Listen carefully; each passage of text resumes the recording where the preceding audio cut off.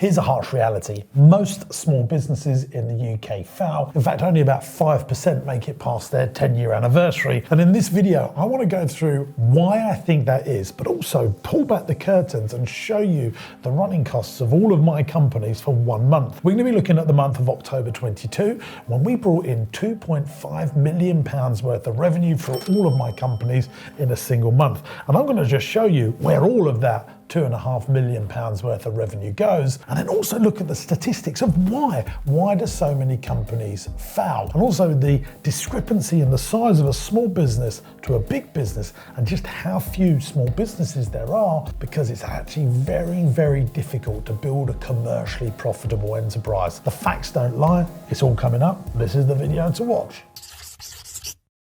There's 5.4 million businesses here in the UK. They're generating about £1.4 trillion worth of cash, but the difference between a small business and a big business is quite broad. You see, there's actually just a few businesses in this country compared to the 5.4 million that employ most of the people. In fact, 42,000 businesses in the UK employ 50 or more. So that means that 5.3 million, nearly done that with all the maths, employ all the rest of the people. Let me just go over that one more time. 42,000 businesses employ most of the people, and then the rest, the 5.3 million, are just small businesses, and most of them just have 1 or 2 employees. But it goes further than that. 2.8 million of the businesses have no employees, pay no PAYE and no VAT. That's really micro businesses, and nearly 3 million of them don't pay VAT, so they're under the £85,000 worth of turnover.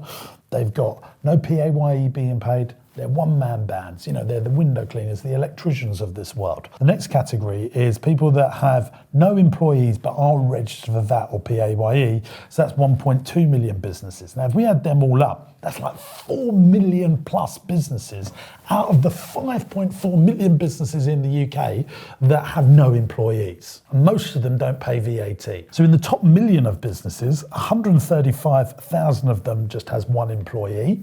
And a lot of those have done the research. That's spouses working for the business. That could be a husband and wife team, 1 employee to bring down and take advantage of personal tax. But those that have got 2 to 4 employees make up 780,000 businesses. So that's probably the most people that start watching my content that, you know, are interested in growing their business. It gets worse though. You know, to have 5 or 9 employees, that's only 270,000 businesses. Those that have got 10 plus to 20 employees is 141,000 businesses. Between 20 and 50 employees is only 75,000 businesses, and that makes up 5.4 million businesses in the UK. And then the larger businesses, a larger business, according to UK statistics, is people that have got 50 or more employees. There's only 43,000 of them. I operate a business, Marsh Farm, in a town called Southwold and Ferrers. That's about the population of Southwold and Ferrers. That's a tiny amount of people or companies controlling most of the workforce in this country. Now, why is that? That's why I wanted to make this video,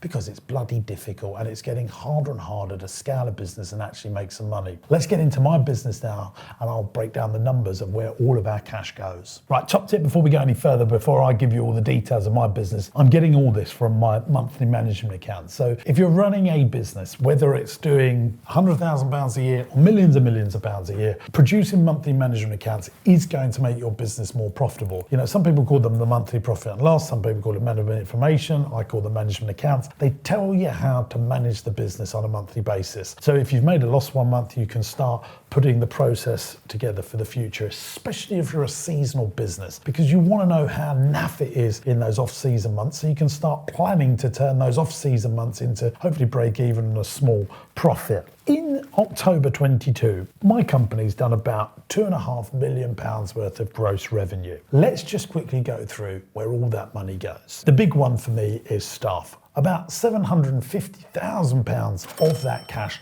went on staff. The cost of employing people is a big reason why I think people don't want to employ people. You've got holiday pay, and then you've got national insurance that you pay to the government. So what I always tell business owners, for every £10,000 worth of salary you're paying out, add another £3,000 for your cost of employment. If you've got £1 million payroll, in reality, that's costing you £1.3 million.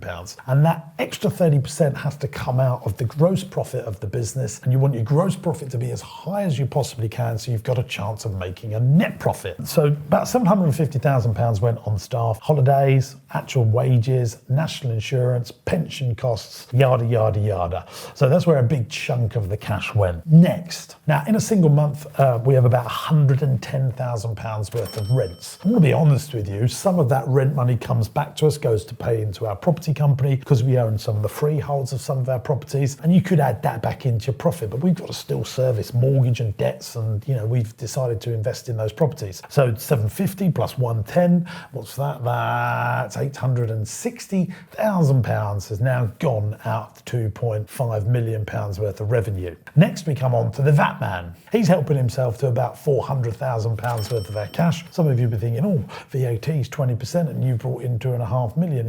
Why is it not £500,000 of the 2.5 million? Because we've got childcare and we've got some zero-rated businesses in our business. So it's around about £400,000 has gone. £1,160,000 already, poof, has gone. We've got repairs and renewals. We've got multiple sites. We've got ice cream factories. We've got ice cream parlours. We've got farm parks. We've got zoos. We've got family entertainment centres and day nurseries. Millions of people are coming into our businesses each and every single year. We've got an in-house maintenance team. We employ our own electricians. But every single month, we'll spend about £40,000 just maintaining all those businesses. This is not making fancy new stuff. This is just looking after what we've got. It's a hell of a lot of money. That brings us to 1.2 million. What's next? Well, we've got those utility things. Have you heard about electric and gas prices recently? That's another £60,000 a month that we're paying out. Some months it's higher, some months it's lower, but I've averaged it out for the purposes of this video. I thought I'd put this one in. Insurance. We're paying about £20,000 a month in insurance. We've got fleet insurance, public liability, employers liability. So now we're at 1.280. Next, more taxes to the government in the form of business rates. At the moment, a lot of our sites are benefiting from the hospitality and leisure discount, but we're still paying £75,000 per calendar month in business rates to the local authority just to run a business. That's all the sites added up. I'm now at 1,355,000 of the 2.5 million. It's gone. Next was buying stock. We're buying teddy bears, we're buying sand art, we're buying loo rolls and blue rolls and black sacks and everything in between. That was another 200,000.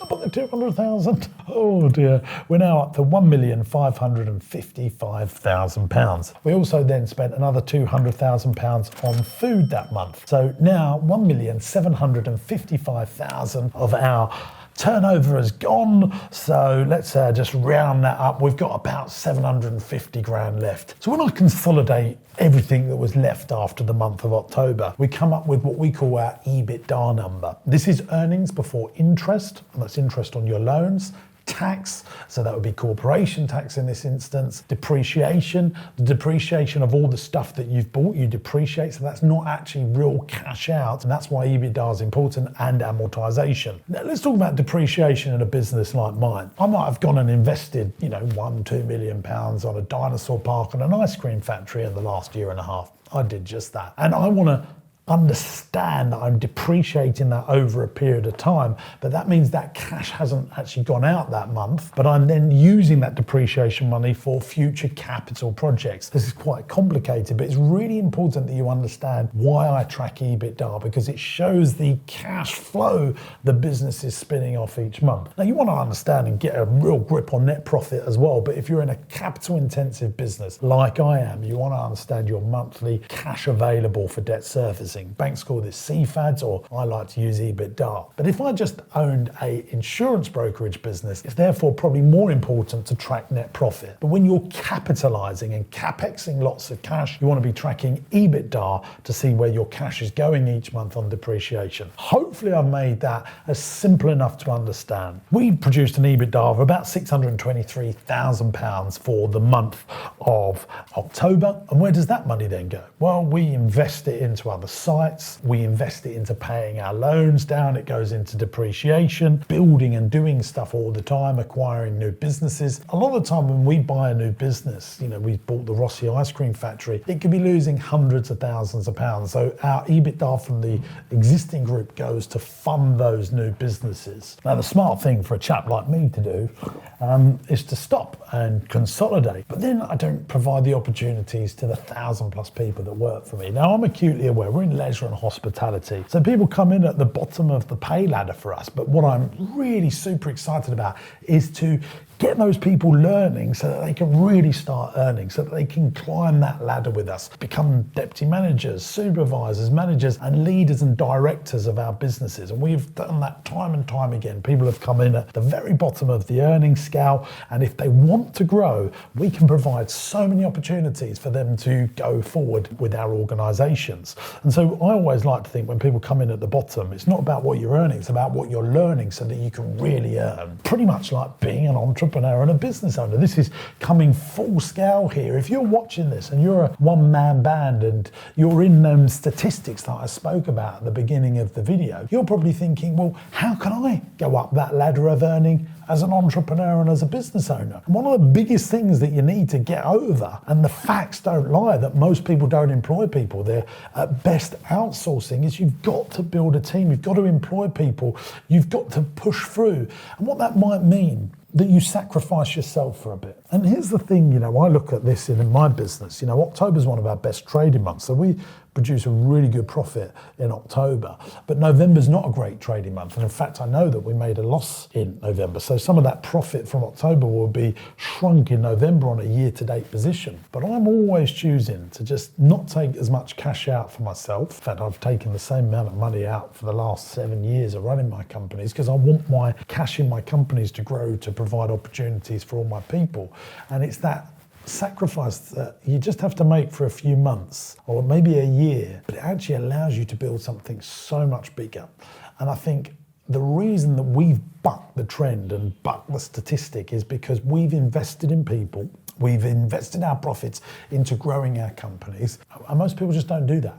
They just don't do that. They're just not got that investor mindset. And something that really annoys me is people are prepared to go and invest £50,000 into a buy-to-let property to make £150 to £300 per month. But actually, if you invest £50,000 into employees, you could quadruple the size of your company, quadruple your profits, and then really go and do property in a big way. And that's the right way round. It's just my opinion. What do you guys think? I don't know. Hit me in the comments below. I'm hoping this is going to be quite a debatable video. If you like this sort of stuff and you'd like me to help you grow your business, there's a couple of things you can do. You can come to one of my seminars. They're only a few £100, and you can buy your tickets at jamessinclair.net. Or if you'd like to learn from home, check out the Entrepreneurs University. We've created this online training platform to help business owners grow their business. It's video lessons from me teaching you all this stuff in way more detail than I like to do on YouTube. And you can try that for free on my website, jamessinclair.net. And remember this, if you're not growing, you're dying, because if you look at the rest of the marketplace, it's growing 8 to 15% each year. Business like the FTSE 100, it's growing 8% each year. So if your business isn't growing at 10% each year, then you're not really moving forward, are you? You're just starting to die. So you've got to push forward, gang. You've got to push forward. And this YouTube channel will be here to help you push forward. Make sure you subscribe. That really does help me out and helps the ego as well. Thanks for watching. See you next week.